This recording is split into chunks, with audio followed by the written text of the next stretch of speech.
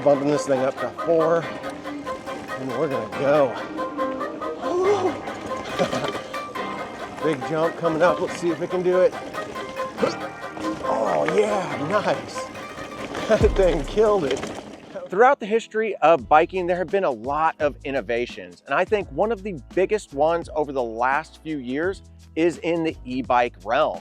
Not only have e-bikes become super popular amongst people who really aren't into biking, but they're also becoming really big in the mountain biking industry. And I would think right now you could probably make the argument that e-bikes are what's actually holding the biking industry together.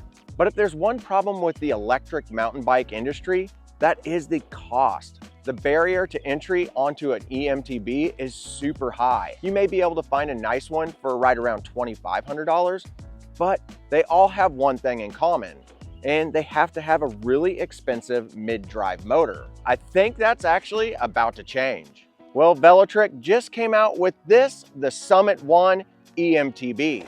Jump number 1. Oh yeah. And here's the big one. Oh boy. Woo! Now, the first thing that they tried to solve with this is the barrier to entry. The price point on this bike is shockingly low, but we'll get to that here in just a little bit. Now, the other thing that they did that's kind of going against the industry altogether and makes this bike super interesting is they didn't go with a mid-drive motor. This bike is equipped with a hub drive motor. It's a 750 watt Velotric's branded motor. Now, one of the things you have to be concerned about whenever it comes to mountain biking is you want something that's going to be super responsive. And generally in the past, hub motors are usually on and off, powered by a cadence sensor. But now torque sensors with hub drive motors have come a long way. Over the past year, I've seen a huge jump in the industry in accuracy and sensitivity. And the torque sensor that they put on the Summit 1 really is one of the best rear hub torque sensors that I've ever ridden. So the torque sensor kicked in really well, which was nice to see. Got a really tricky right-hand one coming up. See how this thing does. It'll be really important for this torque sensor to kick in really quick as I make this turn. Right-hand turns aren't my forte. Oh, there we go. And the sensor kicked in perfectly as I let off the pedals and then push back down on them. Now I am in a lower gear right now. I think I'm in 3 to help me kind of get up this hill. And it seems to be really responsive in these lower gears.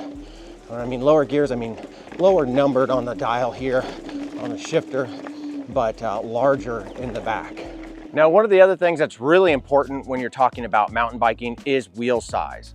You're not going to want to go with something that's outside the industry standard. And right now, 27.5 and 29 are the most popular wheel sizes. This particular setup is a 27.5. So this bike will be super playful out on the trail. Something that I did want to mention, down here, you do get a Novatech hub, which is a really cool thing to see. Not every brand is doing that. Novatech's a really good brand, and it comes with a nice through axle. Now, the Summit 1's also going to come with a 120 millimeter hydraulic fork. And I've got to say, I was actually pretty impressed with this whenever I took it out on the trail.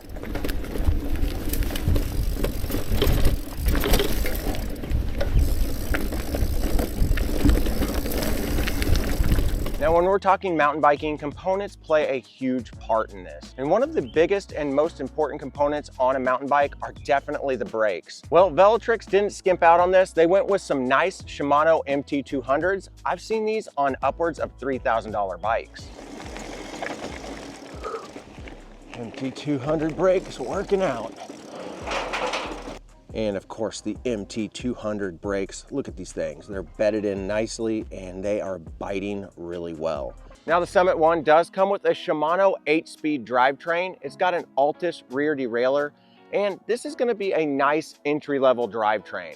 It doesn't have a built-in clutch, but one of the big benefits and selling points of the Summit 1 is that it's completely upgradable. Now, one thing I really like on my mountain bikes are dropper seat posts. This particular one is just a standard seat post, which works absolutely fine because you do have a nice quick release here, allowing you to raise and lower the seat. But the nice thing is the Summit 1 is ready for an internally routed dropper post. So if you're like me and you like to ride a mountain bike with a dropper post, you can install one. Now they installed some really nice XC tires on here. These are made by Kenda, and these are gonna be 2.6 inches wide on these 27.5 rims. And I believe these Trail 30 rims are actually 30 millimeters internal. This tire is super wide.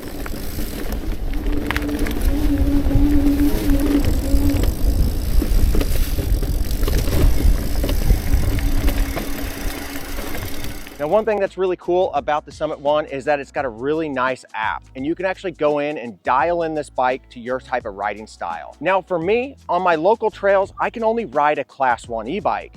This bike will go all the way up to a Class 3. But the nice thing about the Summit One is that you can customize this to make this a Class 1, Class 2, or a Class 3 e-bike. So for me, in order to make this a Class 1 e-bike, to make it legal to ride on my local mountain bike trails, I just simply went into the app, lowered the max speed down to 20 miles an hour, and then simply just removed the throttle. This bike is really well designed to simply be able to go between Class 1 all the way up to a Class 3. And the nice thing is they put a hinge on that throttle, so whenever you go to remove it, you don't have to remove your grips or your brakes. Now, Velotric actually wanted to make this bike a mountain bike and a commuter bike all in one. I think this gravitates more towards mountain biking, but they do sell a rear rack, so you can actually use this as a commuter if you want to. And if you run into any rain, you don't have to worry about it because this whole bike is IPX6 certified and the battery is IPX7 certified. Now the Summit One comes in two different sizes. I ride the size large, and they say that it's good for somebody who is about 5'8" to 6'6". Now the size below will go from 5'1" all the way up to 5'10". So if you're in that little gap area, you may want to take some measurements to make sure that you get the right bike for you. Now there are multiple speed settings on the Summit One that sets it apart from any other brand. You're going to have 3 levels, and each one of those levels is going to have 5 pedal assists. You're going to have Eco, that if you just want to conserve battery, you can put it on Eco mode, and then you'll have pedal assist 1 through 5, where 5 is going to give you the most pedal assist and 1 is going to give you the least pedal assist. But then you can bump that up to trail mode, which is going to give you just a little bit more power. But if you really want to have fun with it, put it in boost mode in level 5, and this thing can absolutely fly. All right, let's go hit up one of the more rowdy trails out here. It's called That Damn Downhill, and it is a blast. Oh man, I'm just gonna push this bike. Woo. Let's go.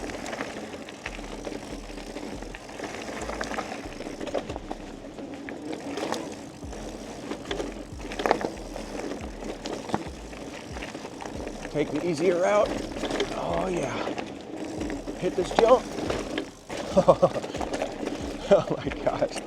Now, something that's really unique about Velotric is that they actually integrate Apple Find My. As you can see right here, this indicates that it's got Apple Find My built in, so you can sync this up with your Apple device to be able to track your bike.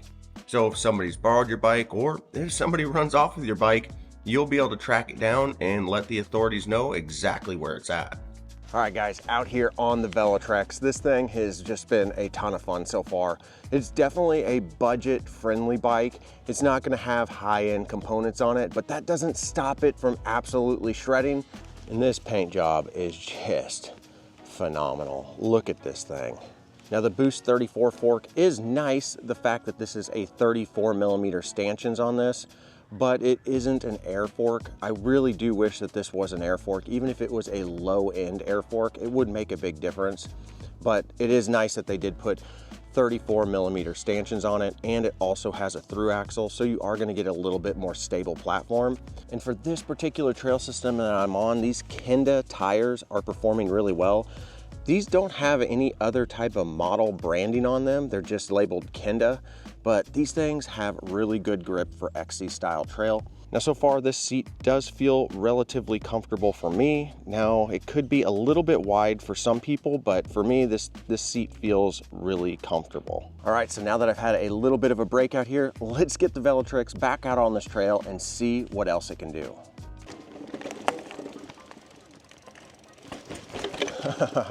The little steps there. This bike just flows. It feels so good. All right, we're just gonna put this all the way up on pedal assist 5 and just give it all it's got. And wow, pedal assist 5 rips.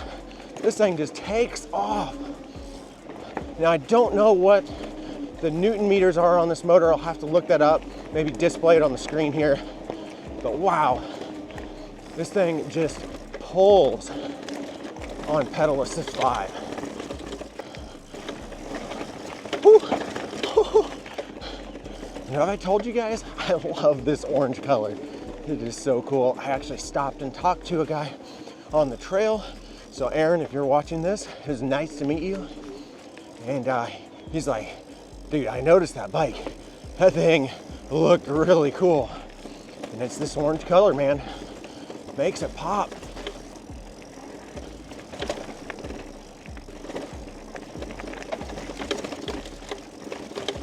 Woo.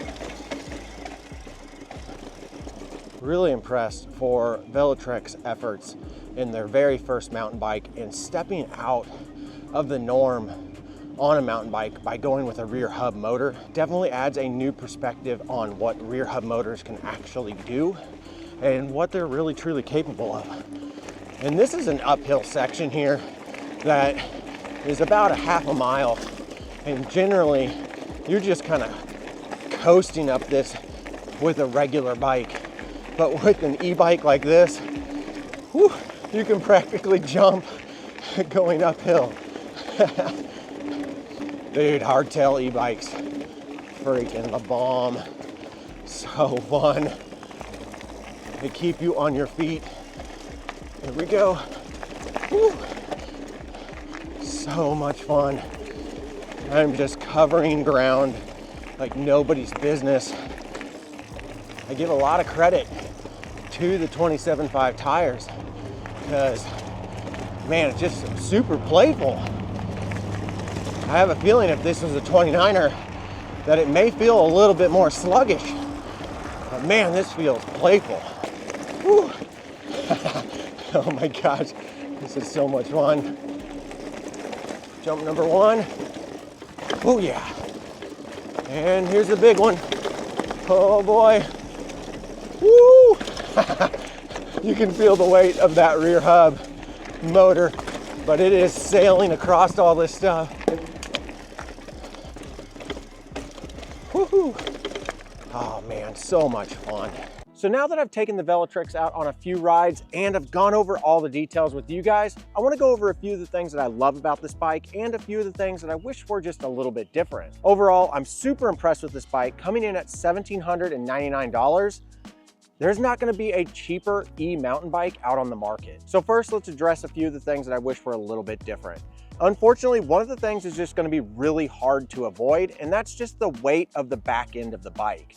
Having a rear hub motor, especially one that's going to be power enough to be able to conquer a trail, you're going to have at least a 750 watt rear hub motor on an eMTB. And those motors are just going to weigh a little bit more than, say, a traditional wheel with a standard rear hub. So having that extra weight on the back hub does affect it a little bit when it comes to jumping this bike, but I don't think this bike is designed for jumping. I think this bike is designed for pure cross-country style e-mountain bike riding. Now, the other thing that I wish was a little bit different was the front fork. I wish it was an air fork, but this coil fork performed really well for the price point that it came in at. And the fact that they went with boost spacing is a huge plus on this bike. Now for the things that I love about this bike, I love the fact that you can go from a class 3 to class 2 to even a class 1 e-bike.